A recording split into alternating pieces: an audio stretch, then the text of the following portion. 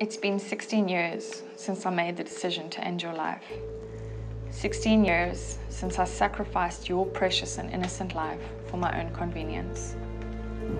I only heard the sound of your heartbeat once, and I remember not liking the song that you sang to me. Your existence mocked me for my sins. You were the consequence of my behavior. In my mind, you were not allowed to exist until I said so.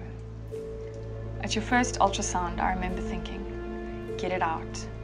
Just get this thing out of me. But when you died, something inside of me died too. If only I had known back then.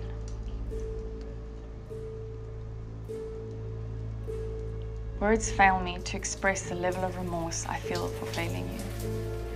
I'm truly so sorry and ask that you will forgive me for what I have done. I failed to protect you. I failed to be a mother to you. And despite how it looks, despite the fact that I paid someone to poison you and slowly rip your body apart and dispose of you, I really do love you. Ironic, I know, that in the same sentence I apologize for murdering you and then say that I love you. I'm sorry that I took your chance to live away from you. I often wonder what you would have looked like. What weird and wonderful personality quirks could you have had? You could have been anything you wanted to be in this life. You could have been an artist or a chef or a firefighter or a writer. You could have changed the world and gone to the moon and back. That is what you wanted to do. But I took that away from you. There is no excuse for what I did to you. There is simply no way to justify the crime that I committed against you. Sure enough, I was afraid, and only 14 years old. But that did not give me the right to murder you and all that you could have been.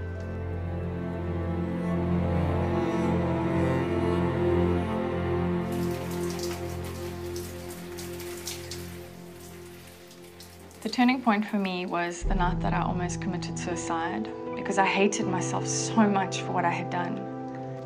I was really going to go through with it. I was very calm about it. It was very well orchestrated. I had written suicide notes to everybody, and God knows I really was going to go through with it. And on that night, I tried something I had never really tried before, and I tried praying, and I reached out to God. And God actually responded to me. I believe God speaks to us in the language that we understand, and the language that I would understand at that time was just to have some peace. My whole life, I had just always had this uneasiness, just mess going on in my head, this noise inside of my head all the time. And for the first time, I really experienced a supernatural peace that I couldn't have actually experienced in that moment. It's impossible. It was a God moment, and it changed my life. I went from being an atheist to a Christian in a second.